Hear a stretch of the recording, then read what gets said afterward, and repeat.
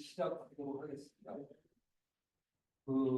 약 한 3주 전에 건강 전반적인 개념에 대해서 말씀드렸는데, 오늘 할 거는 지난번에 했던 거 살짝 좀 복습 하고, 그다음에 오늘 합이 시기 먹는 거죠. 그러니까 저희가 좀 보통 사람들이 얘기할 때 다이어트하고 그다음에 운동하고를 같이 좀 전반적인 거를 하고, 그다음에 저희가 그걸 바탕으로 해서 다음 주 목요일 오후 2시에 오후 2시부터 3시 반까지 1시간 반씩에 걸쳐서 실제로 이 운동을 어떻게 하는 것이 좋은지 직접 매트 하나씩 하시고, 그다음에 운동을 할 수 있는 복장 착용하시고 와서 여기서 직접 하시면서, 제가 한 40년 동안 운동을 해가지고 운동 전문가니까 하신 거 보고 제가 개인적으로 지도도 하고 어떤 좀 건강을 증진시킬 수 있는 이런 방법들 하고 있습니다. 그러니까 오늘은 좀 살짝 이론적인, 우리가 실제 운동을 어떻게 하는지 이런 부분과 시기와 관련해서는 또 어떻게 해야 되는지 이 부분을 오늘 얘기하고, 그다음에 다음 주 목요일에 실제로 경험할 수 있는 그런 시간입니다. 그래서 실제로 지난번에 우리가 건강 전반적인 예를 얘기했을 때 숫자 복습을 하고 건강 중에서 제일 중요한 게 뭐라고 했었죠? 제일 중요한 거. 우리가 매 순간 하고 있는 숨쉬기. 굉장히 중요해요. 숨쉬기. 이게 왜 그러냐면은 제가 강의하는 모든 것들은 시설을 연구되어서 있는 치료인데, 뭐 암에 걸렸던, 한 중병에 걸렸던 모든 사람들이 빨리 회복하거나 또는 버텨낼 수 있는 힘이 어디냐면은 그래서 이 폐가 큰 사람은 이 폐활량이라고 그러죠. 호흡하는 양. 이 폐활량이 큰 사람들은 뭐가 클까요? 폐가 크겠죠. 폐가 큰 사람들이 그러한 어떤 질병이나 어떤 암 같은 거를 이겨낼 수 있는 힘이 상대적으로 높다고 보고, 그러니까 숨을 잘 쉬어요. 그래서 숨 잘 쉬는 방법으로 저희가 뭐를 연습했죠? 일단은 방법이 중요해요. 코로 들이마시고 입으로 내는 게 문제예요. 그리고 반대로 하게 되면은 이 호흡이 교란이 있어요. 그래가지고 이 하느님이 만들어 주신데, 코에 온도 조절 장치, 습도 조절 장치가 있습니다. 코로 마시고 입으로 내요. 자, 근데 우리가 코로 들이마시고 입으로 내낸다고 해서 이게 폐활량이 커질까요? 이거 크게 할 수 있는 방법이 두 가지가 있다고 했어요. 실제로 이 1분 호흡, 한 호흡을 1분 동안, 보통 우리가 통상적으로 하는 호흡이 한 12, 13회 정도 거든요. 근데 1분에 딱 호흡을 한 번 합니다. 천천히 들이마시고 정지했다가 천천히 내립니다. 1분 동안 이걸 하게 되면 폐활량이 늘고 폐가 없어지죠. 그러면 이게 가장 기본적인 저항력입니다. 호흡이 제일 중요해요. 근데 이 호흡을 폐활량을 크게 하려고 하면 긴 호흡을 1분에, 처음에는 좀 힘들죠. 1분에 한 호흡. 근데 보통 한 20분, 30분까지는 참 쉽습니다. 근데 이거를 서서히 늘려가면 1분에 한 호흡. 가장 우리가 쉽게 알 수 있는 예로 강아지들 호흡 어떻게 합니까? 그렇게 하죠. 굉장히 빨리. 일본의 뭐, 배 보호를 한다고요. 수명이 어떤가요? 10년, 10년. 그거에 비해서 그 대왕고래, 이 포유류인데 바다에 살죠. 바닷속에서 생활을 하다가 호흡을 하기 위해서 이제 수면으로 나가요. 호흡 한번 하죠. 이거 들어가요. 이게 한 호흡. 근데 이거를 30분을 버팁니다. 그러니까 이 대왕고래의 수명이 뭐 몇 분인 거예요. 또 뭐가 있어요? 호흡이 되죠. 이분의 몇 분 호흡이에요? 두세 번 호흡입니다. 이 호흡을 자주 하는 것이 해를 자주 쓰고 이러니까 안 중요해요. 호흡을 긴 호흡을 가져가는 이런 시스템이나 그게 참 기본적인 저항입니다. 그것이 있었고, 그 다음에 이제 우리가 호흡을 그렇게 하더라도 산소를 몸에서는 산소가 굉장히 필요하거든요. 신선한 산소를 받아서 뱃살을 하고 인산화탄 소를 이 산소를 많이 하는 방법이 있어요. 뭐냐면은 두 번 들이마시고 한 번 내뱉어요. 그거를 이제 실현을 해보면 두 번 들이마시고 코로 두 번 들이마시고 입으로 한 번 내뱉어요. 근데 이게 이거 픽호흡이라고 픽호흡의 기본이에요. 두 번 코로 들이마시고 그 다음에 정지된 상태에서 저희가 비수변을 하는 데 항문을 줄인다. 항문을 조여주게 되면 진전이라는 게 힘이 갑니다.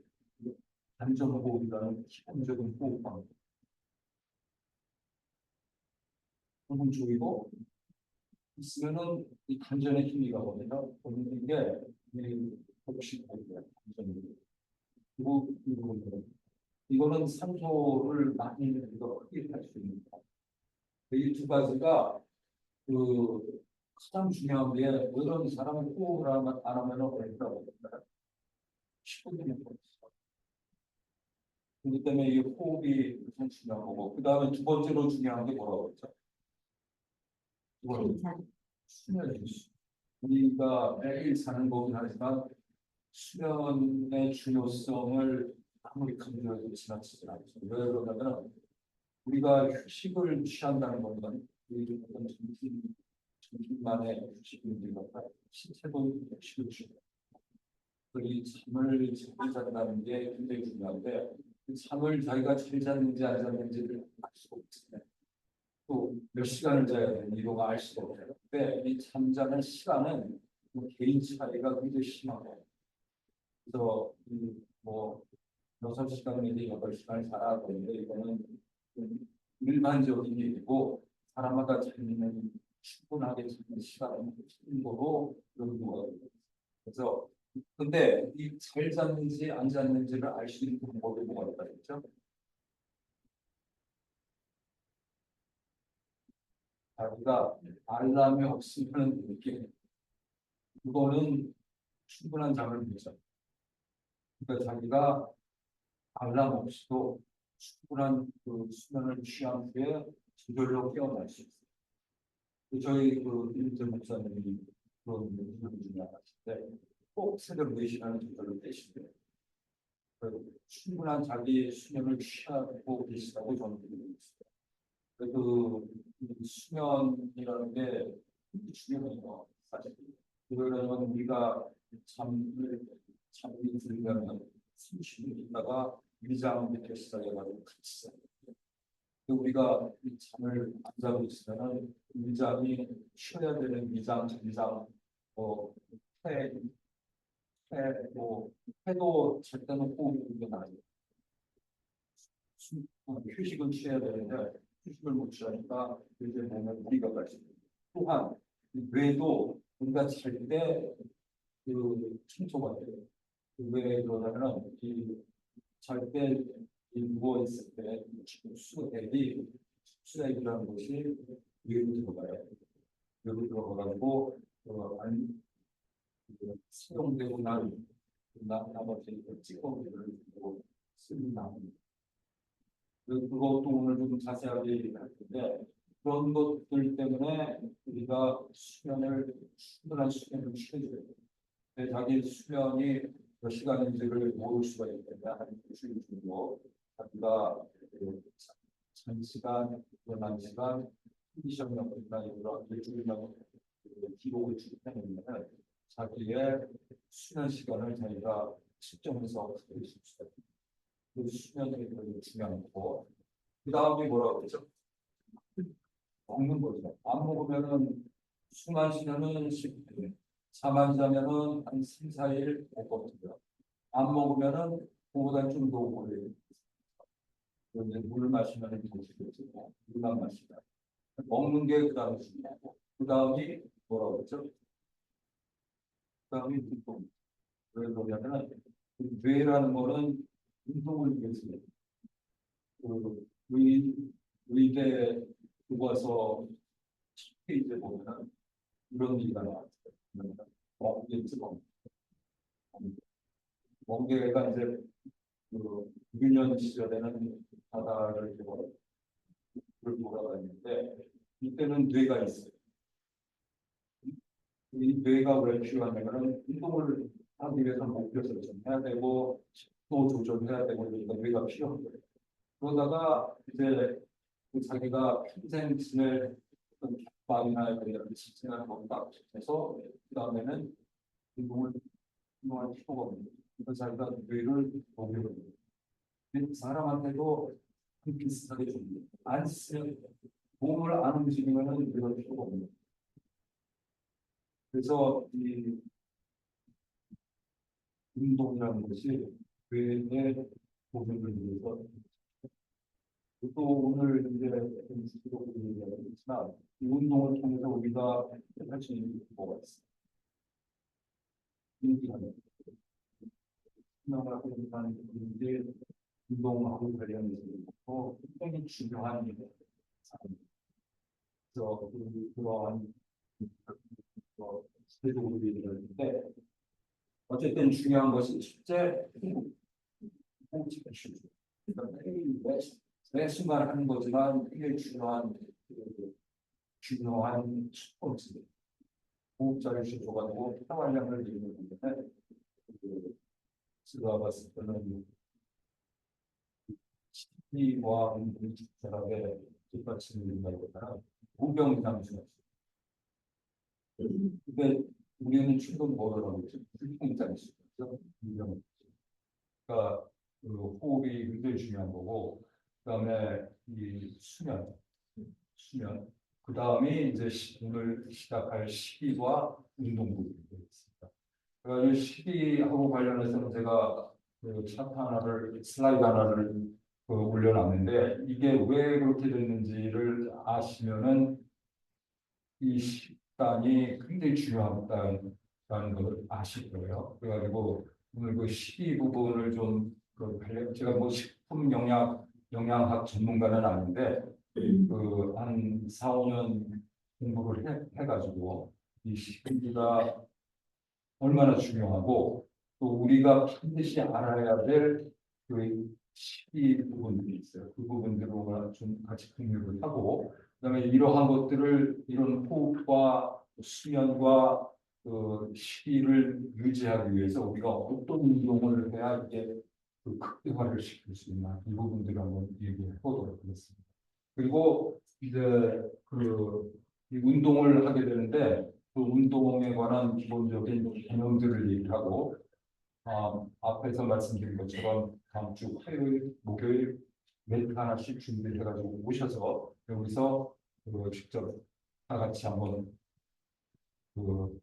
트레이닝을 해보는 시간을 갖도록 하겠습니다.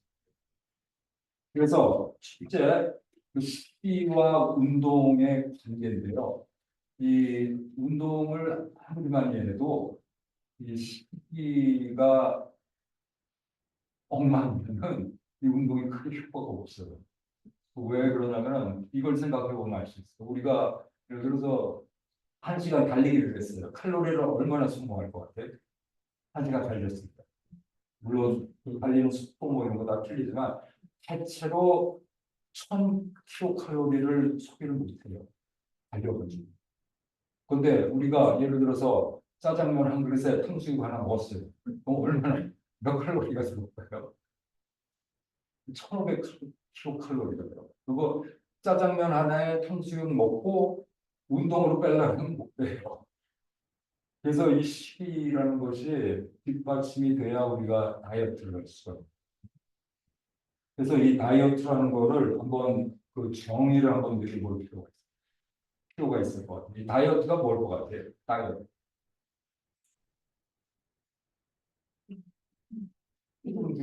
체중 줄이는 거죠.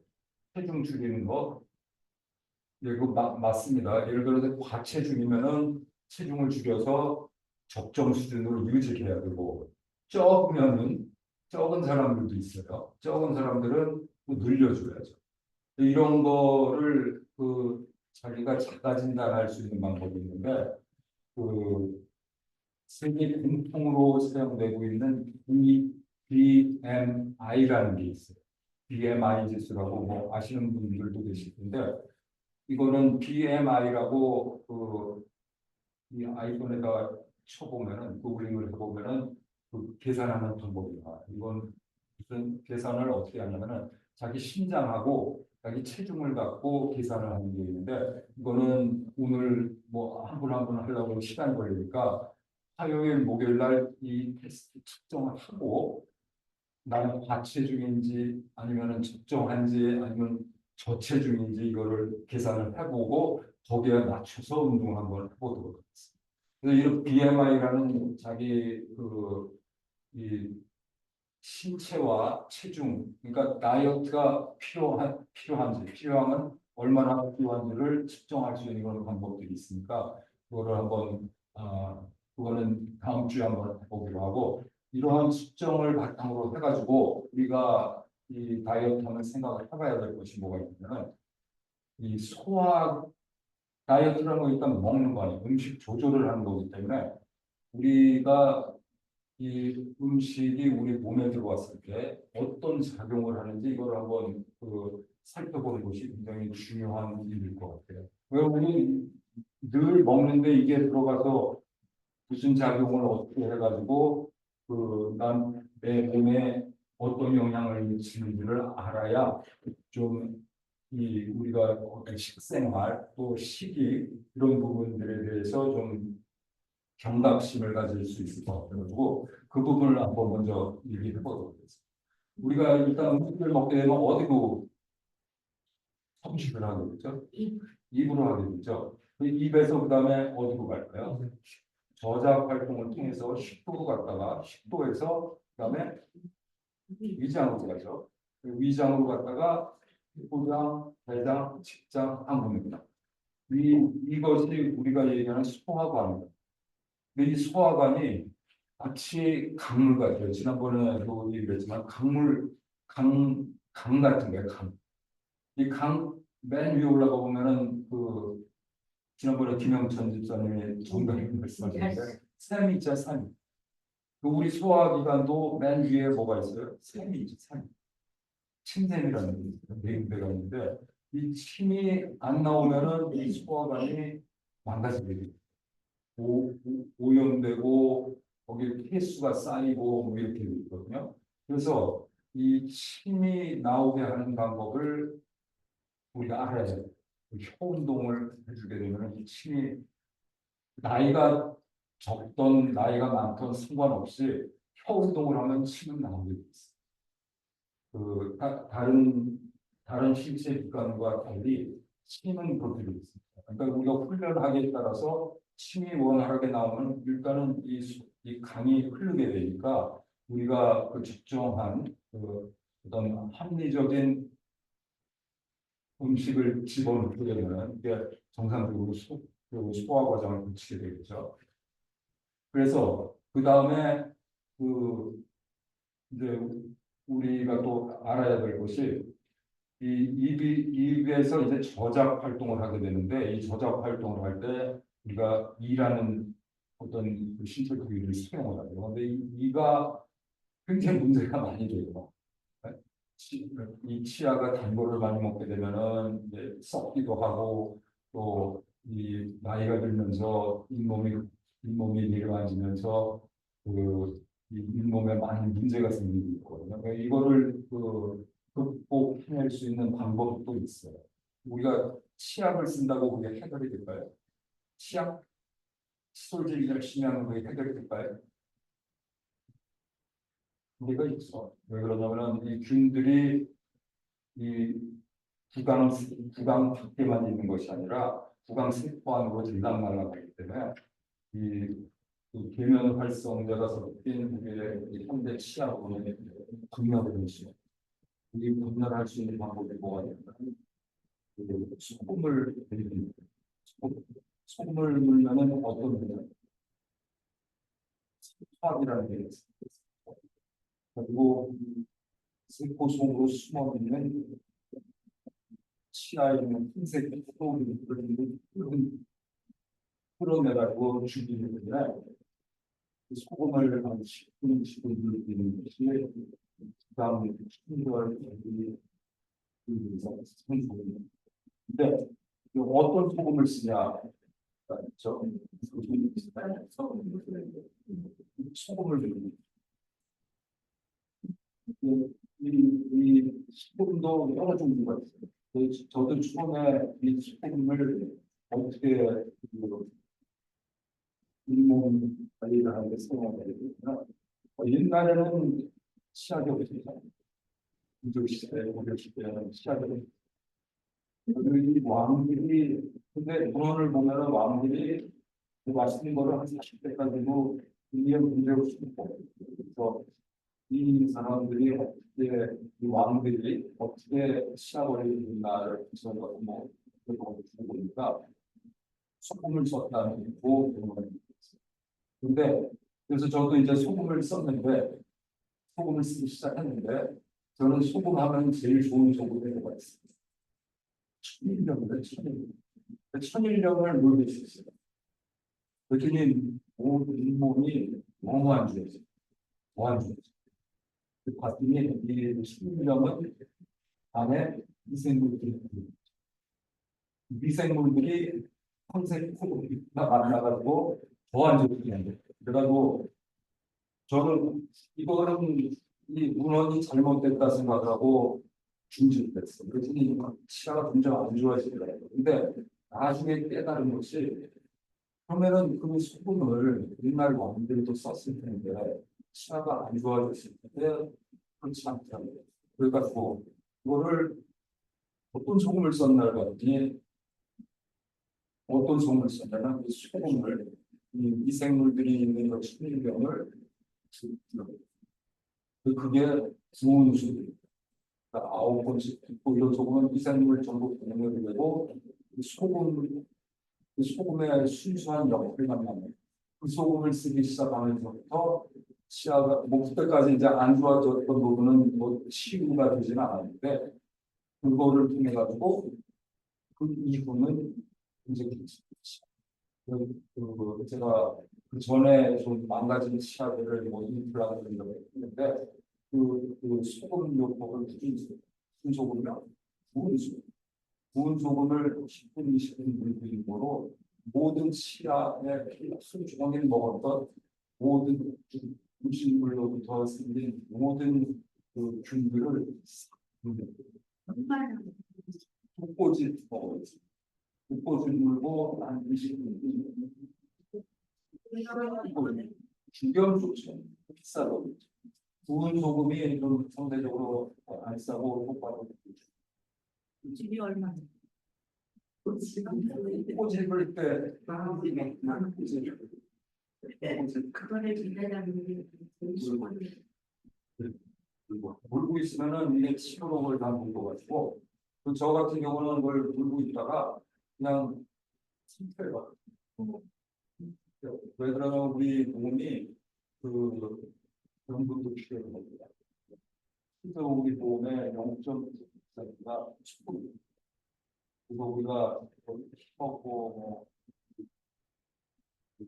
병원 가면 병원에 갔을 때 굉장히 0.9% 시험 그래서 그 정도 소금 기포집을 물고 있다가 삭힌 거는 이건 짠 걸 먹는 게 아니라 소금을 먹는 거고 짜게 먹는다는 거는 음식에 소금이 집혀져 있어가지고 그거를 먹게 되면은 소금 역할을 그냥 혈관에 가서 안개 작용하고 그러라는 거예요.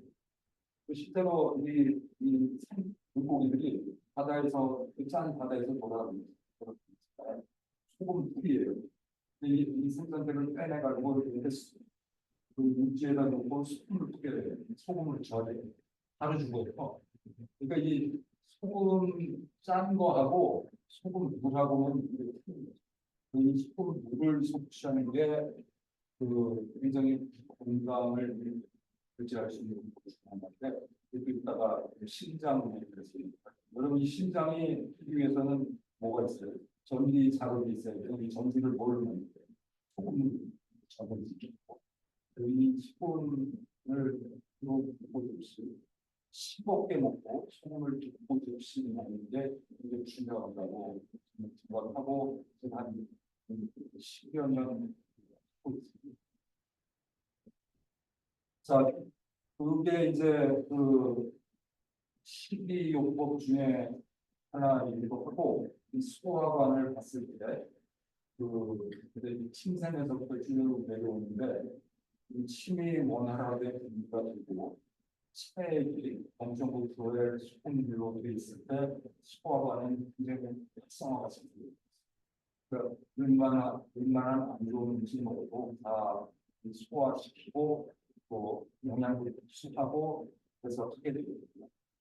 그래서 이 물하고 침의 조화가 굉장히 중요해요. 물하고 수분의 조화가 굉장히 중요한 거예요.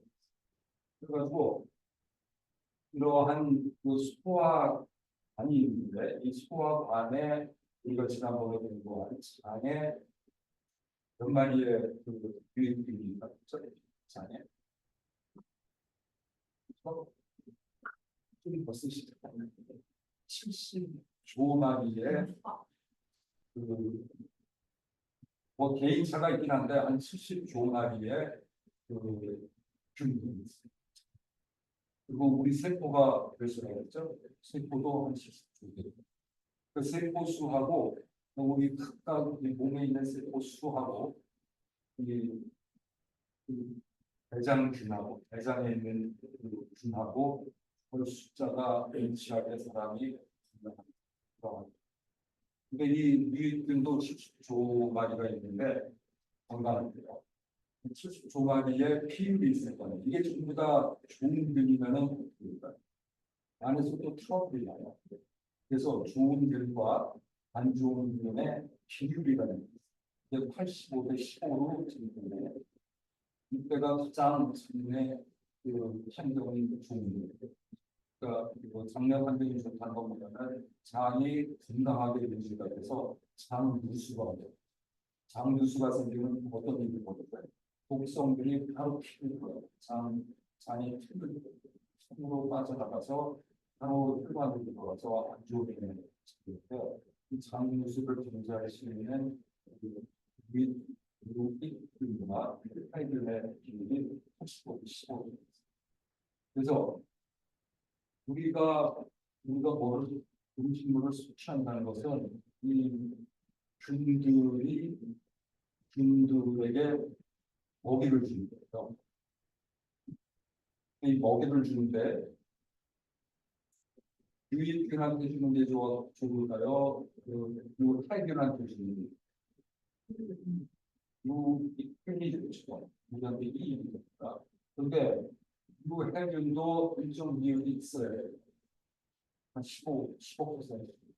근데 뭐를 주는 것이 좋을까? 이 부분이 이제 오늘 시에서 얘기했는데 이게 이제 소화 관리고 우리가 영양분을 섭취해서 흡수하고 이제 어떤 배설 인풋이 있으면 아웃풋이 있어야 되듯이 배설을 이루는데 그러니까 인풋은 우리가 뭐 먹고 싶은 건 자유 의지에 의해서 먹을 수 있어요. 근데 배설이라는 거는 우리가 통상적으로 생각하는데 배설이나 소변 또는 또 뭐가 있을까요?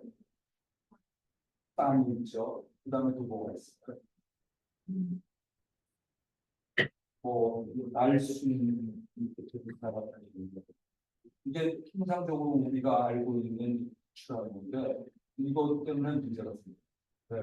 이 지금 얘기한 네 가지 부분으로는 10%의 배출밖에 안 돼요. 100이 들어왔는데 나가는 게 80밖에 안 나가면 문제가 있습니다. 20%가 몸에서 어디선가 부패되거나 안 좋은 영향이 있죠. 이 부분을 감당하는 실제 기관이 있어요. 우리가 숙취하면은 장에서 흡수돼가지고 이 혈액이라는 혈관을 통해서 몸 전체로 순환을 시키는데 이 순환되는 피를 순환하기 위해서 우리는 기계 장치 알고 있죠. 그 뭔가요? 심장이라는 게 심장. 이 심장이 이 혈액을 몸 전체로 순환을 시키는 거예요. 근데 이 어떤 서를 위한 그런 순환기도 있어요. 이게 뭐냐면은 림프라는 게 림프라고 들어보시죠. 림파선. 림파선하고 림프하고 섞인 걸까요?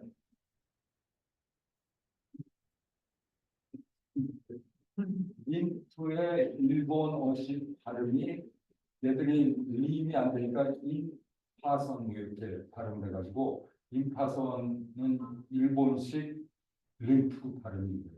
그러니까 림프라는 게 있어요. 이 림프라는 것이 이 세포가 이 생명을 다하는 세포가 죽을 것 같아요. 이것이 일부는 이 정맥을 통해서 몸 밖으로 배출되기도 하는데 이게 배출이 안 돼요. 원활하게 배출이 안 돼요. 그랬을 때 이런 세포 또는 영양분 배출 안 된 이 찌꺼기들 이런 걸 어떻게 배출을 할까요? 몸에는 그 기능이 또 있는데 어떤 기능이냐면 림프라는 기능이 있어요. 그래가지고 이 목뒷근하고 쇄골이 만나는데 여기에 림프 출구가 있어요.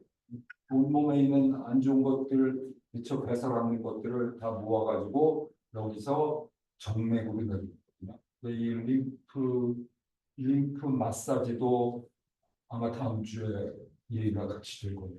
그래가지고 이 미처 빠져나오지 못한 20%가 이 림프를 통해서 나오게 있어요. 근데 이 림프는 우리가 혈액을 돌리는 심장처럼 어떤 이 펌프 역할을 할 수 있는 그런 기능이 없어요.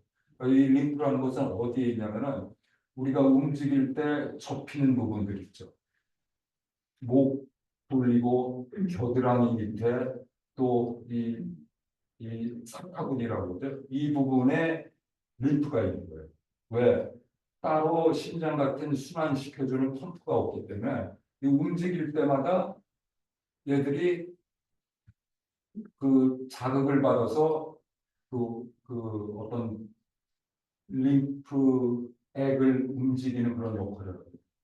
그러니까 이게 운동을 하게 되면은 저절로 림프가 움직이게 돼 있는 거예요. 그것이 이제 림프 순환이고, 그 다음에 또 하나가 뭐가 있냐면은 이 기라는 게 있어요. 기. 현대 의학에서는 그 한 10여 년 전까지만 해도 이 기라는 거를 안 받아들였죠. 왜? 실체가 없는데 무슨 뭔 소리냐? 뭐 이렇게 얘기하다가 최근에는 이 기라는 거에 그 관심을 갖기 시작했어요. 이게 왜 그러냐면은 이 기라는 것은 우리가 먹고 나면 음식물을 섭취하고 흡수해서 그것을 영양분으로 만들게 되면은 이게 에너지라는 것이 있잖아요. 이 에너지의 흐름이 기. 그래가지고 이 기도 이제 어떤 공학이라는 어떤 학문으로 발전이 됐는데 이 기에서 추구하는 것은 뭐냐면은 우리 사람의 생김새가 틀리잖아요. 일란성 쌍둥이라도 생김새가 틀려요. 그건 왜 뭐에 따라서 그러지? DNA 따라가지고 다 틀려지게 됩니다. 생김새. 그러면 이 사람이 어떻습니까? 이 사람이 그 성격 이런 건 어떨까? 성격 틀리죠. 근데 이거 타고나는 걸까요? 타고나는 것 같아. 근데 이 성격도 자기가 만드는 거예요. 기공학 쪽에서는 무슨 얘기를 하냐면 이 단전 호흡을 통해 가지고 우리가 기수련을 하는 거는 그 자기의 에너지, 자기만의 에너지. 생김새가 다 틀리듯이 사람마다 다 자기의 기운이 있다는 거죠. 그 기운을 찾는 방법이 기수련이라는 거예요. 그래가지고 이 기수련을 하고 호흡과 그 땅에 뿌리를 박은 음식을 섭취해가지고 자기만의 기운을 만드는 건데 우리가 보통 기가 없다 그러면 기가 없는 경우를 생각을 했을 때 우리가 기운이 없다 그러잖아요. 기운이 없으면 뭐를 찾죠? 기운 없어 그러고 고기 먹잖아. 소고기를 먹어요. 그러면은 이 기운이 그 기운이 없으니까 기운 보충하려고 먹었잖아요. 누구의 기운일까요? 소의 기운. 소의 기운. 자, 그러면은 이 소가 성향이 어떻죠? 소가 뿔이 있죠, 뿔. 이 뿔 달린 동물들은 호전적이에요. 이 소고기를 기운 없다고 먹게 되면은 어떻게 될까요? 호전지. 자기만의 기운을 만드는 방법 해서 그 기공학에서는 그 자기만의 기운을 만들기 위해 가지고 이 호흡과 먹는 거에 따라 가지고 그 자기 기운 만드는 그런 방법들이 얘기되고 있는데 그 이런 순환 우리가 섭취하는 음식을 통해서 이런 순환을 할 수가 있어요. 기 부분을 좀 약간 벗어났었는데 이 기라는 부분은 이 에너지 어디 예를 들어 이런 거 경험해 보실 수 있어요. 이 너무 많이 먹어가지고 또는 급하게 먹어가지고 체했어요. 이거 기가 막힌 거죠. 기가 막혔다 그러죠. 이 기 막힌 거를 어떻게 풀 수 있나요? 그리고 보통 이런 데 따져 이게 기 흐름을 원활하게 해줘.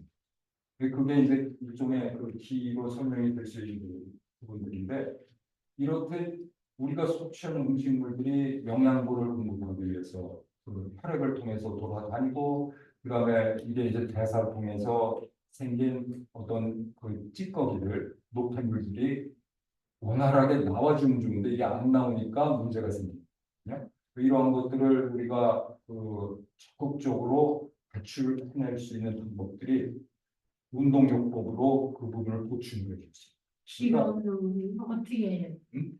기가 기 없을 때요. 기를 보충하셔야 돼요. 기가 보여서 있으면 뭐를 보충하는 게 될까요?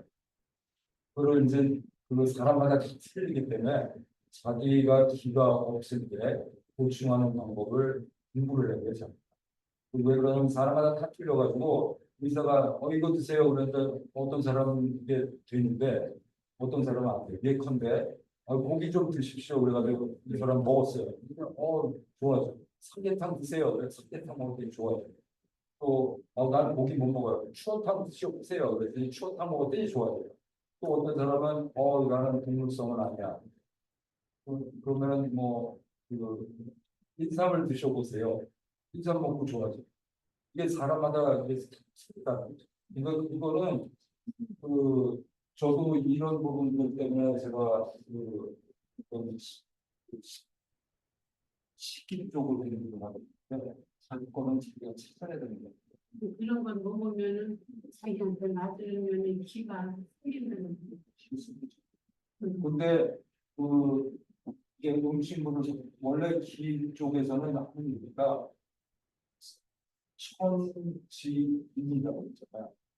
하늘과 땅 사이에 하느님이 만드신 하늘과 땅 사이에 사람이 그 사람이 자기의 기분을 느끼려면 하늘의 기분과 땅의 기분이 다르는데 하늘의 기분은 뭐거든요? 호흡이죠. 아까 말씀드린 두번 숨을 마시고 한번을 죽이고 그러면은 그 기존에서 그 충기를 펴냅니다. 하늘의 기분이 다르고 그다음에 땅의 기분은 우리가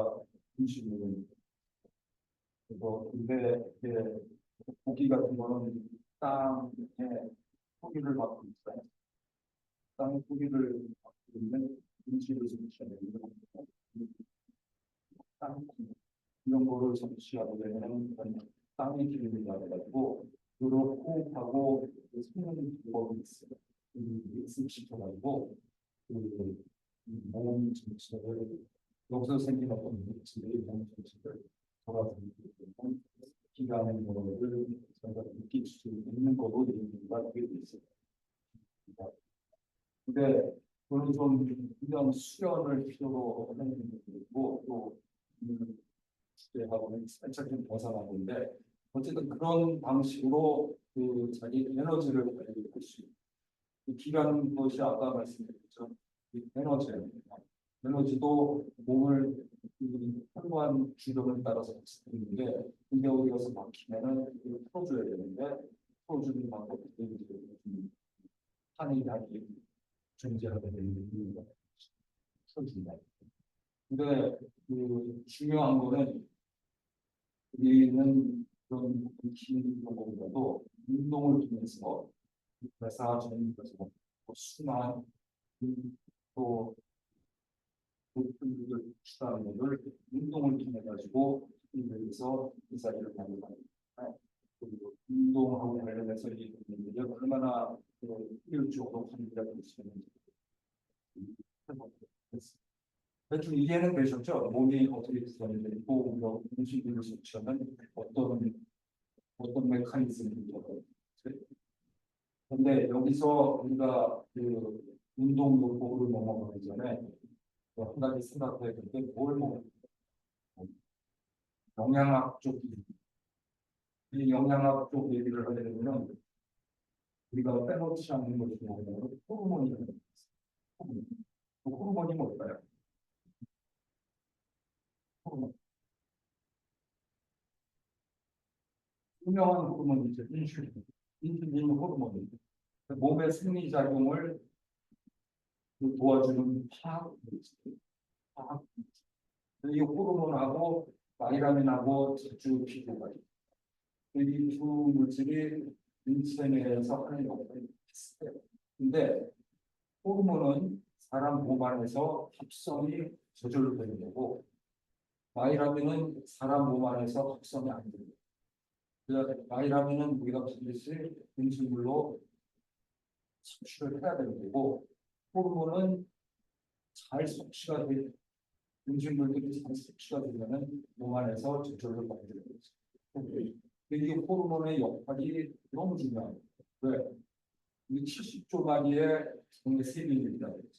이 장내 세균하고 이 호르몬하고 서로 교통한다고 수분 연구가 그러니까 이 장내 세균이 유익균이 85%면은 이 호르몬이 우리 몸에 굉장히 좋게 대사를 하게 되는 거고 이 유익균이 해균이 많아지게 되면은 어떻게 될까요? 이 호르몬이 교란을 일으키고 정상적으로 작용을 그래서 이 유익균과 이 해균은 비슷한 거예요. 그러면은 이 호르몬이 뭐를 하나? 이 호르몬은 우리 몸을 지배하는 화학물이죠. 예컨대 인슐린은 뭐를 하죠? 이 호르몬입니다. 인슐린이 뭐를 하죠?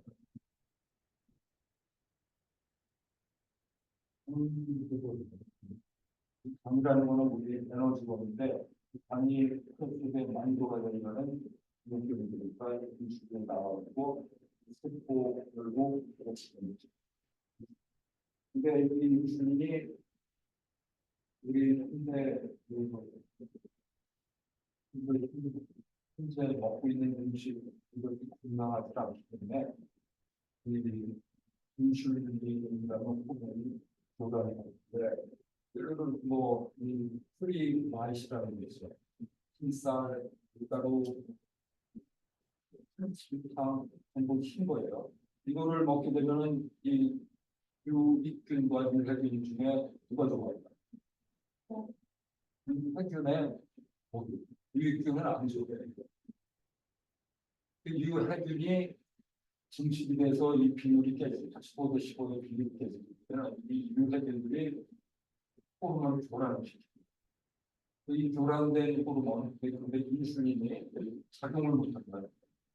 헷갈리는 거죠. 그것이 바로 또 그 어떤 호르몬이 있냐면은 잠잘 때 나오는 그 멜라닌이라는 게 있어요. 이게 언제 나와요? 지난번에 한번 얘기했었죠. 수면 시간에 11시에서 2시까지 밤 11시 새벽 2시까지 그 3시간 사이에 나오는데 이렇게 만들어져 있어요. 실제로. 이때 잠을 잔 사람과 안 잔 사람은 어떤 차이가 있어요?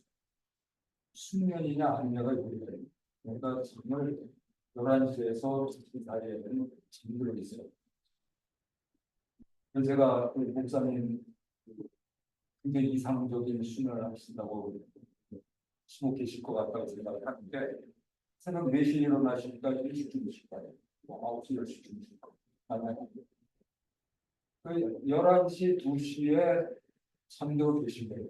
멜라닌이 왕성하게 분비가 되어서 수면을 취하시고 그런 멜라닌이라는 것이 있고 또 뭐가 있을까요? 도파민이라고 이 도파민은 뭐냐면 혈압 호르몬. 마약 먹는 사람들이 왜 먹냐면 이 도파민 나와요. 이 도파민이 나오면은 뭐 혈압이라는 그때 혈압을 느낄 수 있다고 해서 그런 호르몬. 근데 이 호르몬의 문제점이 뭐냐면 중독성이 있어요. 또 무슨 호르몬이 있어요? 옥시토시라는 거죠. 이게 혹시 사랑 호르몬이에요? 옥시토시 또 무슨 호르몬 아세요? 에스트로겐. 에스트로겐 성 호르몬이죠. 남성, 여성 호르몬이 있어요. 테스토스테론하고 에스트로겐이라고 있는데 이게 남성, 여성을 중심. 남성은 남성인데 여성은 여성. 근데 이게 기름기가 있으면은 이 호르몬들이 몸에서 만들어내는 그 화학 물질인데 이것들이 점점 나이가 들면서 나오는 양이 줄어듭니다. 그래서 갱년기가 지나면은 무슨 문제가 생기냐면 성호르몬 때문에 여성들은 어떻게 돼요? 에스트로겐이 없어지면서 물론 이제 남자는 그 테스토스테론만 나오는 게 아니고 여자도 에스트로겐만 나오는데 같이 분비가 되는데 양이 더 많아요. 근데 이 양이 갱년기가 지나면서 줄어들면 어떻게 돼요? 여성은 남성 호르몬이 더 부각되게 남성은 여성 호르몬이 이 갱년기 지난 남자가 가끔 우울하거나 훌쩍거릴 때가 있는데 이런 것들을 보고 여성이 세지죠. 세지는 게 그런 거예요. 또 중요한 게 이제 성장 호르몬입니다. 그리고 이제 제가 말씀하는 중요하다고 말씀드리고 싶은 호르몬 중 하나가 이 세로토닌이라는 호르몬인데 이 호르몬은 이 혈층이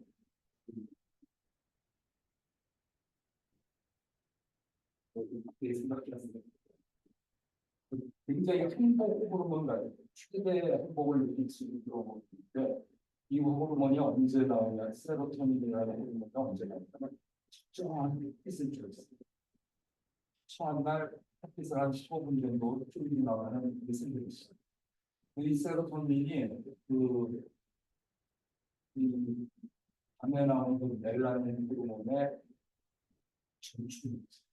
이 세로토닌이 낮에 나오는 사람은 밤에 쓰는 햇빛을 좀 적정하게 줄여주는 것이고 이 세로토닌이라는 호르몬을 만들려고 하면 그 원료가 있는데 이게 뭐냐면 엔돌핀이에요.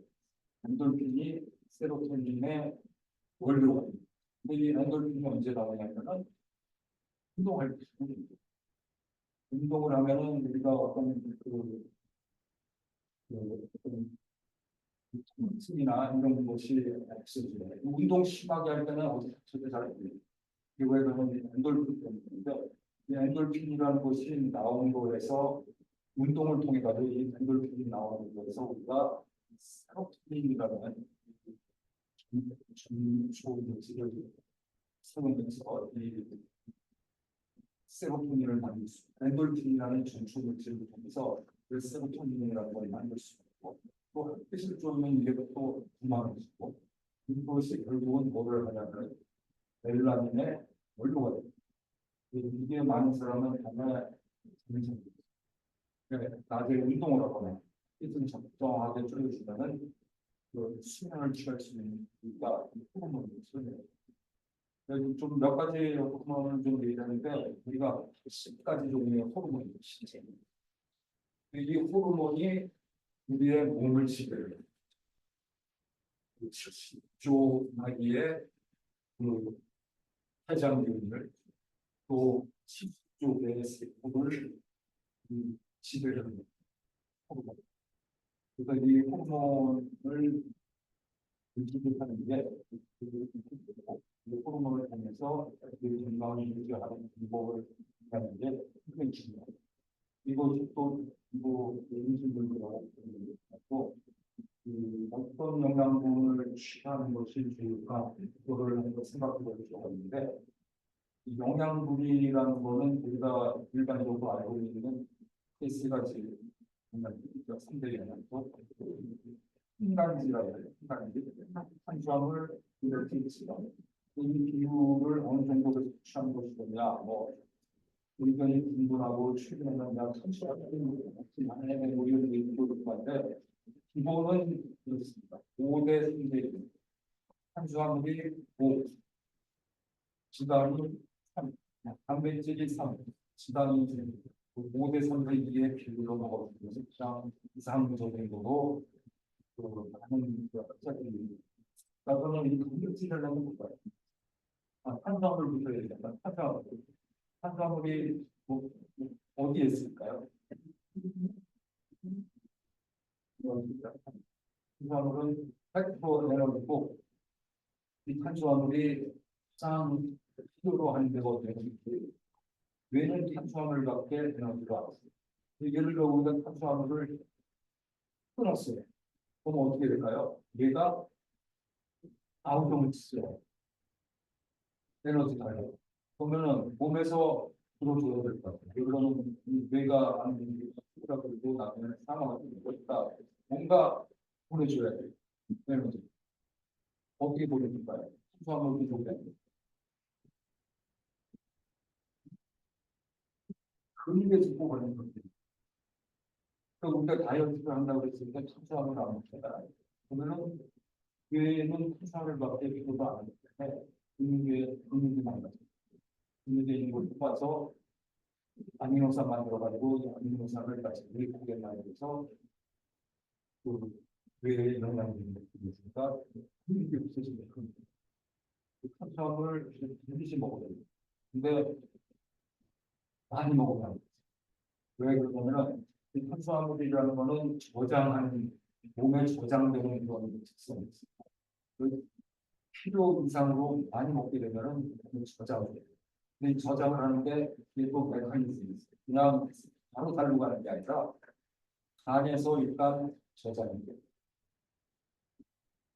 우리가 그래서 뇌에서 필요하고 또 어떤 하나가 위해서 에너지가 필요하고 또 에너지를 충전하는 때 적정량만 딱 쓰고 끝. 근데 이게 아인으로 들어오게 되면 남은 거를 어떻게 되냐? 이 남은 부분들을 우리 몸은 하나를 위해서 나중에 불을 내기 위해서 저장을 해요. 저장을 할 때 첫 번째로 저장되는 정보가 간이에요. 간에 일부 준다는 인지로 얼마나 반나절 좀 운동으로 하는 사람은 24시간 12시간에서 24시간 동안 안에서 비녀의 풍성들이 저장됩니다. 그리고 그 양이 그 가치가 120g, 120g 정도 저장되고 근데 120g을 이렇게 되는 게 아닙니다. 탄수화물만 뽑아서 120g 만들면은 이 농축 생각을 보면 알 수가 있어요. 기타 같은 거 그때 가지고 뭐라고 섞었을 때 반 정도가 이제 탄수화물 있는데 그거 80g 정도가 간에 되게 작다는 글리코겐은 모르서 되는데 간에 저장돼. 그다음에 또 저장되는 데가 있는데 근육에는 이거의 10배 정도가 저장. 그러니까 예컨대 이 근육질의 사람이 탄수화물 TV에 보는 먹방이라고 있죠. 무지하게 먹는 사람들, 이 사람들 운동 취하지 않아요. 이렇게 먹으면서도 운동을 하고는 몸이 근육이 있어요. 근육이 탄수화물을 저장해요. 그래가지고 저장하고 있다가 몸에서 필요로 뇌 또는 어떤 활동을 위해서 필요하면 빼내는 거예요. 그런 식으로 이제 탄수화물은 저장성이기 때문에 이걸 과하게 먹거나 잉여로 몸에 갖고 있으면은 이 간이나 근육 중에도 어디 근육이 가장 큰가요? 사람이니까 허벅지 근육이죠. 허벅지 근육이 가장 커요. 그래서 이거 이제 운동할 때 허벅지를 강화하는 운동을 할 겁니다. 그 허벅지에 간에 탄수화물을 저장하고 그래도 왜냐면 또 용량이 있을 걸 저장하는 용량. 이거를 오버하게 되면 어떻게 될까요? 에라 모르겠다 그러고 이제 이 장기 스테이블 그것이 내장지방. 그러니까 예를 들어서 내가 오늘 좀 과하게 먹은 것 같다 그러면 아유 뭐 내일부터 운동하지가 아니라 하루 가서 운동을 걷기 이런 걸 하시면은 임시로 간에 저장된 게 에너지로 쓰이기 때문에 내장 지방으로 가지 않죠. 그러니까 그런 기전을 알고 있으면은 우리가 이 탄수화물 섭취할 때 좀 상당히 조심을 하게 되겠죠. 그게 이제 탄수화물의 특징이고, 그다음에 단백질이 있어요. 단백질도 이 단백질은 어디에 있을까요? 우리 이 살, 근육 뭐 이런 게 다 단백질. 근데 이 단백질이라는 것은 탄수화물하고 전혀 반대예요. 에너지로 사용이 안 돼요. 사용을 할 수가 없어요. 그리고 이 단백질은 저장이 또 안 돼요. 자, 그런데 우리가 예를 들어서 야 고기 먹자 그래가지고 무지하게 먹어. 3인, 4인분 막 먹어요. 이게 나한테 단백질로 올까요? 아니, 왜? 단백질은 저장이 안 되기 때문에. 자, 그러면 이 적정 단백질은 얼마나 될까요? 사람한테 체중 1kg당 1g. 그게 정량. 그러니까 하루 예를 들어 60kg 나가는 사람이 하루 필요로 하는 단백질은 60g이 되는 거죠. 그러니까 그러면 우리가 삶은 계란 흰자 하나 몇 그램 있을까요? 단백질? 6, 7g 정도 되죠. 그러니까 제가 만들어 놓은 그 식단 거기 보면 하루 계란 2개 한 13g 정도 먹어서 섭취하고 그다음에 이 계란 하나와 단백질이 유사하게 있는 것이 뭐냐면 두부 한 모가 보통 300g입니다. 근데 이 두부를 3분의 1 조각을 내면은 그 3분의 1, 한 모의 3분의 1이 계란 하나랑 똑같아요. 그러니까 예를 들어 저녁에 두부 반 모, 그러면 12, 3g, 저녁에 12, 3g 합쳐서 한 30g 되고 그 다음에 30g을 뭐로 보충해야 돼요? 점심에 육식을 하던 소고기를 먹던 고기를 먹던 그다음에 생선을 먹던 이런 식으로 한 나머지 30g 정도를 보충을 해주게 되면 충분한 단백질 섭취가 될 수 있습니다. 단백질은 저장이 안 되기 때문에 그날 필요량을 반드시 먹어줘야 돼요. 왜? 근육을 유지해야 돼요. 아까 그 앞에서도 말씀드린 것처럼 근육의 역할이 굉장히 중요해요. 잉여된 탄수화물 저장을 우리가 할 수 있고 또 뭐가 있을까요? 이 근육 안에서 또 우리가 볼 수 없는 많은 물질들이 마이오카인이라고 해서 그 몸에 안 좋은 영향을 미치는 것들을 전부 다 제어해주고 없애고 뭐 이런 역할들이 많이 있기 때문에 굉장히 중요한 거죠. 자, 그 다음에 지방이 있고요. 지방에 관해서 우리가 뭐를 알고 있어야 될까요? 지방. 지방이라고 하면은 몸에서 어떤 일일까요? 지방. 필요 없습니까? 필요 없을까요? 왜 3대 영양이 꼭 필요해요? 어디에 필요합니까? 우리 몸의 세포가 몇 개? 70조 개의 세포가 있어요. 이 세포들이 다 붙어 있나요? 다 독립돼 있어요. 이 독립돼 있다는 거는 세포 막이 이 세포 막의 물질이 지방, 지방. 그다음에 또 지방만 우리가 뇌 안에 세포와 세포, 한 것이 있어요. 스납시스도 있고 이것들은 그 물질이 거기에 있는 물질이 지방. 그 지방은 반드시 먹어야 돼요. 자, 그런데 이 지방을 우리가 크게 어떻게 보여줄까요? 정렬입니다. 소화지방과 부화지방. 이게 뭐가 틀릴까요? 소화지방, 소화지방. 그럼 소고기, 돼지고기 무슨 지방이에요? 소화지방입니다. 또 불포화지방 뭐가 있어요? 진짜 식물지방, 인상, 불포화지방. 자, 그럼 이게 차이가 무슨 차이예요? 불과 아닌 부분이 무슨 차이가 있어요? 소화와 불포화. 우리가 설거지를 해보면 알죠. 소고기 먹고 난 다음에 그렇죠. 행복했고 이게 빠지. 그다음에 그 식물성 물하고 섞이는 않지만 뭐 흔적 붙지를 않죠. 이게 불포화지. 이 지방들이 인체에 들어갔을 때 어떤 역할?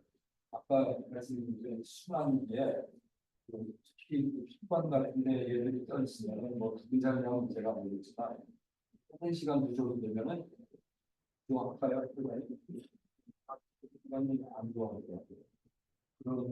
그런 차이가 있고 그다음에 또 우리가 최근에 그 많이 오메가 3가 오메가 6라는 프리 오메가 6 이것도 이제 기름에 있는데 이 오메가 3와 오메가 6의 비율이 굉장히 중요해요. 왜? 이 오메가 6가 웬만한 기름은 오메가 6. 근데 오메가 3는 또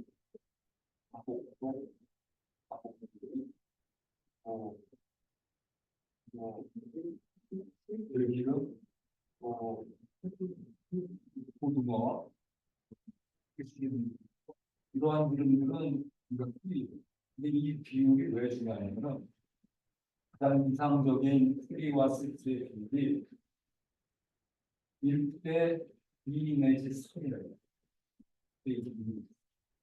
아니 이 비율이 깨져가지고 1대 10, 1대 20 이렇게 되면 우리 몸에 움직임이 있습니다. 이 오메가 3와 6의 비율이 굉장히 중요한 것이 몸에 움직임이 많습니다. 이것도 한 가지 최근에 보고 있는 것이 소가 우리가 먹는 소고기, 소가 유전자 조작을 한 옥수수 사육을 먹은 소가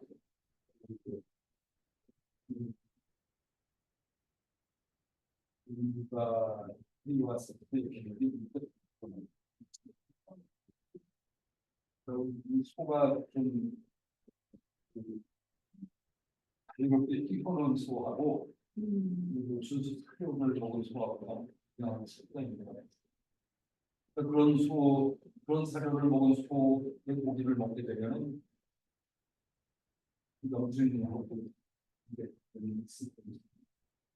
그래서 그 이 세 가지 한 가지 모대상 대비 각의 특성들과 그런 것들을 전고 영양을 섭취하는 데 신경 쓰시면 다음 법이 있고 그다음에 이 세 가지 영양소의 최근에는 세 가지가 들어있습니다. 한 가지인데 이가 세 가지가 들어있어요. 그 더해진 것이 뭐냐면 바이타민, 미네랄, 물, 비타민, 미네랄, 고기 세 가지가 들어있어요. 6대 영양. 그러면은 그 세 가지를 좀 더 알아보게 되면 그 아이라면은 어떻게 우리가 그 영양 보조제로 섭취하고 계시는 분들 많으시고 이 아이라면은 딱이고요.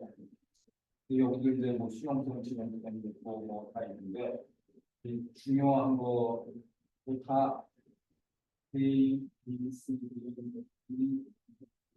뭐 여러 가지. 그래서 중요한 거 한 두 가지만 좀 짚고 넘어가겠고요. B하고 C는 수용성. 드셔도 과용량을 드셔도 되면서 그 기회에 그들은 때 주시면 돼요. 드셔도 됩니다. 그리고 이제 우리가 바이라민의 역할이 굉장히 중요하다고 하고 있습니다. 그렇죠. 이건 우리 몸안에서 흡성이 안 되고 지금 섭취를 해야 되는데 이 이 바이라민이라는 화학 물질이 몸 안에서 하는 것들이 또 굉장히 중요합니다. 우선 그 몸을 지탱하는데 뼈 있어요. 뼈에 필요한 영양소가 칼슘이 있죠. 이 칼슘을 우리가 먹는다고 이게 바로 필요하거든요. 뼈가 빨리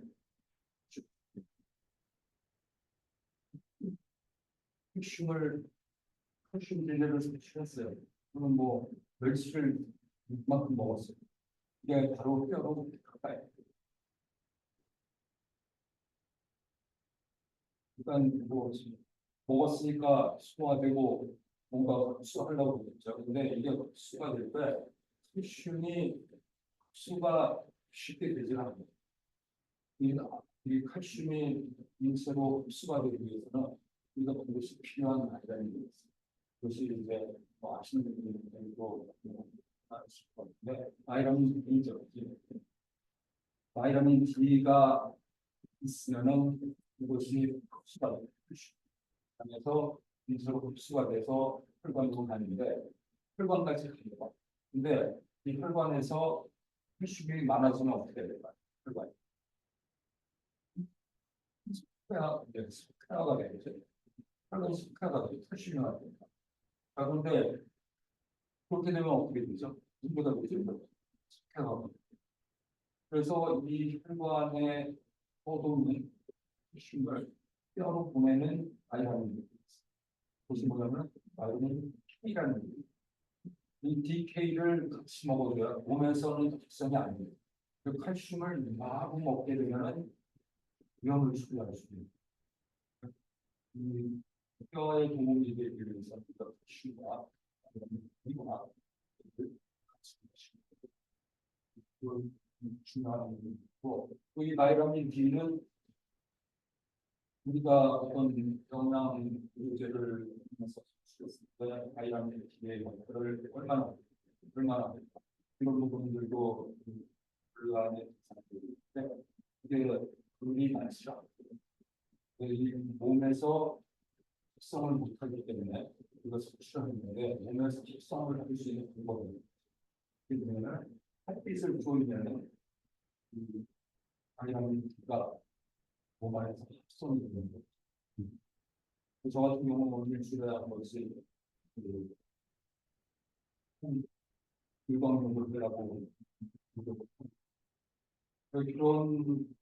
그런 이유의 바이라민이 있고 또 한 가지는 이 바이라민이 지난번에도 제가 태어나고 있는데 별로 좋다고 또는 우리가 외부에서 수출을 해야 된다고 해서 무작정 먹을 수는 없지 않습니까? 그래서 이 항산화 그러니까 몸에서 일어나는 여러 가지 산소를 분박하고 배출하거나 또는 중화시키기 위해서는 항산화 물질을 하는 것인데 이 바이라민의 그런 중입니다. C, E 이런 것들을 싹좀 많이 먹을 수가 없어요. 그래서 지난번에 제가 앞에 항산화 네트워크를 했습니다. 바이타민 C와 E 또 간에서 만드는 효소인데 엔자임, 엔자임, 그다음에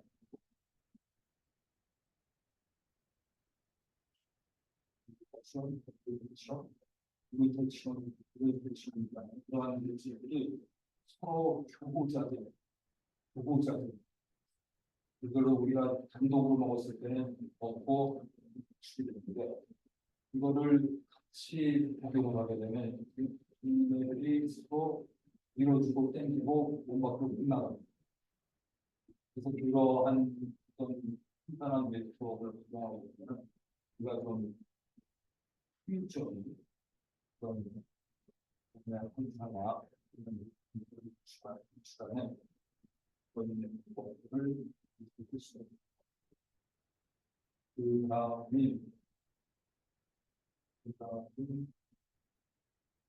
미네랄이죠. 미네랄에서 우리가 또그 분과해서는 안 되는데 그두 가지 굉장히 많은 미네랄이 수한 미네랄이 있는데 이 인체과 관련해서 두 가지 중요한 마그네슘하고 포타슘이라고 한국말로 포타슘은 얼마나 채소 과일에 필요한 것들인데 이 두 가지가 왜 중요하냐면 이 근육이 수축 이완을 할 때 이 두 가지가 있습니다. 예를 들어 하나가 좀 부족하잖아요. 그러면 어떤 증세가 나타날까요? 그 마그네슘이 그러면 눈이 떨린다는 분들이 쉬가 하는 분들이 이 밸런스가 안 맞습니다. 그 밸런스 두 개를 맞춰주는 것도 분야를 알게 됩니다.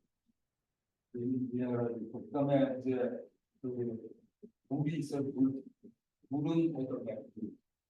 아무 물이나 마시면 될까요?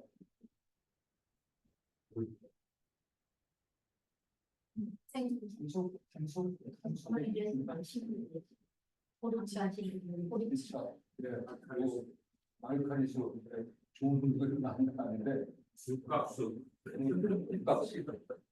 빙산옥에서 뭐 여러 가지 물들이 있는데 최근에 그이 리포팅이 되고 있는 물에 관한 문제점은 미세플라스틱. 제가 우리 김문현 목사님이 이제 물 비즈니스 같은데 그런 말씀을 나누고 있는데 그 미세 플라스틱이 몸 안에 들어오게 되면 그 환경 호르몬을 작용되고 이 몸을 지배하는 이 호르몬의 불안입니다. 그래서 이 김문현 목사님이 만들고 있습니다. 미세 플라스틱 제거하는 그런 설치가 될까요? 저희가 이 일요일마다 마시는 김문현 목사님 직관하고 굉장히 좋은 거를 많이 드시는 것 같고 근데 이제 중요한 것은 70도가 우리 몸에 70도가 수분이가 있어요. 이 수분이 70도인데 이 온도라는 게 있어요. 그냥 물이 아니라 너무 우리가 피곤하거나 몸 상태가 안 좋을 때 영향을 준비하잖아요. 이들이 시험수, 결정 세트 시험수인데 건강할 때 몸의 온도가 보면 예를 들어서 뭐 병든 사람, 어디 몸에 병든 사람 조사해봤더니 0.5%가 다 나타나집니다. 그러니까 이 염도라는 것이 굉장히 중요한 이 몸의 결과, 체온과 특정한 체온과 특정한 온도를 유지하는 면역력의 기본이고 그리고 몸의 염도를 0.5 정도 맞추고 또 어떤 방법을 가장 중요해서 아까 소금을 먹거든요. 먹어주면은 그 0.5%로 유지하기 쉬운데도 제가 좀 계산합니다. 그러한 물도 이게 중요합니다. 또 물을 또 얼마나 마시냐, 얼마큼 마실 거냐, 과연 내가 수분 부족이냐 이런 부분들도 문제가 되죠. 이거 어느 정도 마시는 게 적정? 8컵, 8컵. 8컵, 2리터, 2리터, 5컵, 6컵. 이것도 수면처럼 사람마다 주도집니다. 이런 예를 들어서 하루 종일 과일 먹어놓은 사람이 물 2리터 마시는 좋아할까요? 특정한 자기가 마셔야 될 물의 양을 자가 진단할 수 있는 뭐가 있을까요? 어떤 방법이 있습니까? 정확하십니다. 자기 수변 색깔을 보면은 수변이 한 베이지색이면은 수분이 죽습니다. 근데 이제 진한 색이 되면 진하다 못해 빨간색이 되면은 그러면은 보면은 bil명색입니다. 수분색.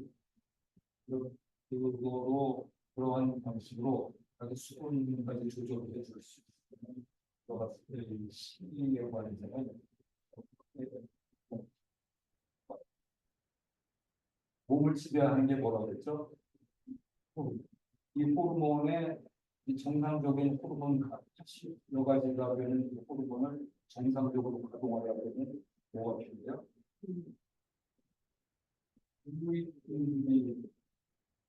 유익균과 유해균은 비율이 맞아줍니다. 비율이 얼마나 돼요? 85대 15. 이게 이 비율일 때 몸 안의 호르몬이 정상적이고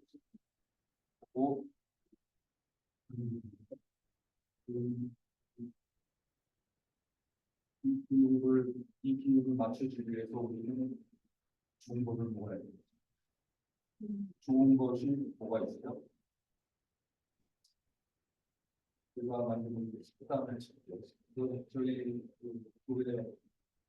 교회 유튜브 유치하는 거 보시면 많이 있는데 식단 중요하다고 생각하는 분들이 제가 좀 공부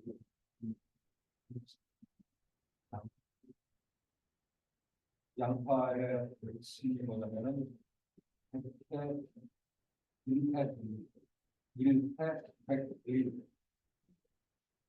일패가 뭐냐면 한 가지만 해놓고 1패 100가지는 일일까요? 한 가지 해놓은 게 뭐죠? 배운 거죠. 이 한 가지를 극복하기 위한 방법이 여러 가지가 있습니다. 기존에 시간에 집을 하고 현장을 가지고 그들이 높은 마음을 짓고 나가니까 그리고 또는 후에 나간다 이런 방법이 있는데요. 왜 그러냐면은 이 양파라는 것은 그 혈관 충족이라고 혈관을 하게 되는데 그거를 계속 생활화해서 먹게 되면 혈관 생활 그리고 슬라이드 중인가요?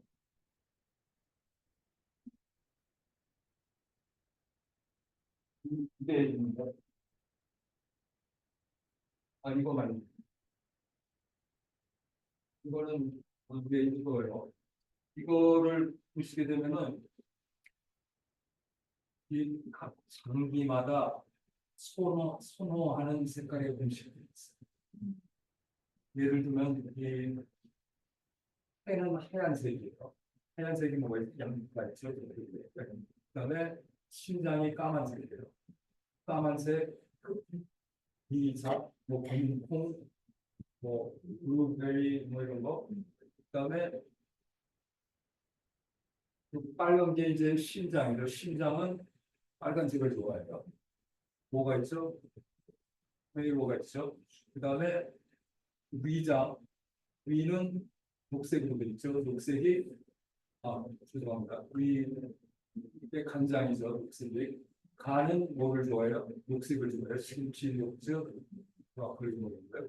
그다음에 위장 노란색. 노란색은 뭘 좋아해요? 당근, 호박을. 이게 그 오장과 관련된 다섯 가지 색깔의 음식. 슬라이드 또 하나 있습니다. 이것은 이제 어떤 한의학 측면에서 얘기를 하는 건데, 이것은 최근 그 한의학 말고 우리 양의에서 얘기합니다. 색으로 보는 파이토케미컬이라는 건데, 파이토는 그 식물이라는 얘기고, 케미컬은 화학물이잖아요. 지금 이런 쪽에도 주목을 하고 있어요. 색깔로.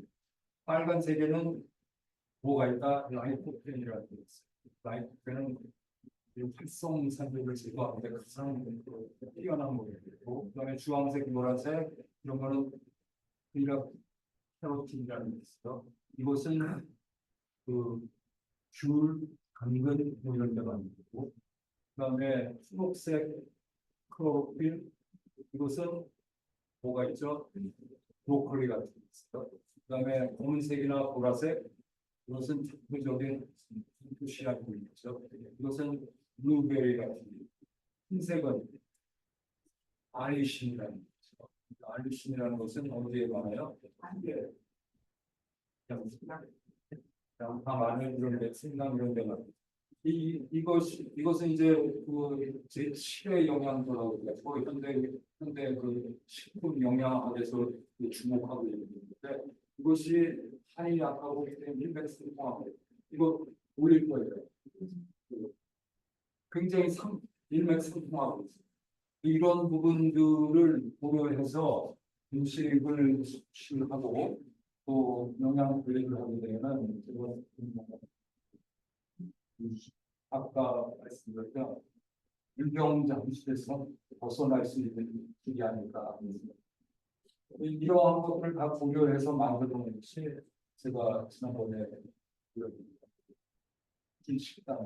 식단입니다. 그거를 한번 근데 그 식단으로 제가 실제 해보니까 약 2주부터 0.5kg 거의 뭐한 1파운드씩 매일 빠지고요. 매일 빠져가지고 제가 그거를 시작할 때 155였어요. 체중이 155 성이었었는데 147까지 그 식단을. 근데 보통 우리가 다이어트 되면은 뭐가 있어? 굶거나 이러니까 뭐 요요 있고 뭐 기운 없고 이러는데 점점 더 기분이야. 그래서 제가 그 식단을 좀 잘 만들어가지고 그 식구마다 필요비가 얼마고 또 단백질, 탄수화물, 지방, 기름까지 다 우리가 계산하기 때문에 거기 한번 참조하시면은 좋은 식단으로 이용하실 수 있습니다. 그리고 만약에 거기서 이제 나는 큰 죽어도 아니야 며칠도 하나씩 있고 베이스를 그거 시작해서 자기만의 식단을 만들면 굉장히 좋은 결과가 있습니다. 좋은 결과라는 건 치킨 때문이 아니라 건강하게 정치적인 지금 뭐 제가 전공은 아니지만 그 식이와 영양 쪽에 대해서 좀 일단 그 질문 있을 때